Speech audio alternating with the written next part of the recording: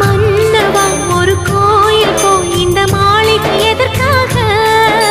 தேவியே என் ஜீவனே இந்த ஆலயம் உனக்காக. வானில் ஒரு புயல் மழை வந்தால் அழகே என்னை எங்கனம் காப்பாய். கண்ணே உன்னை என் கண்ணில் வைத்து இமைகள் எனும் கதவுகள் அடைப்பேன். நான் சத்தியம் செய்யவா? தொடு தொடுவெனவே வானவில் என்னை தூரத்தில் அழைக்கின்ற நேரம். Uva,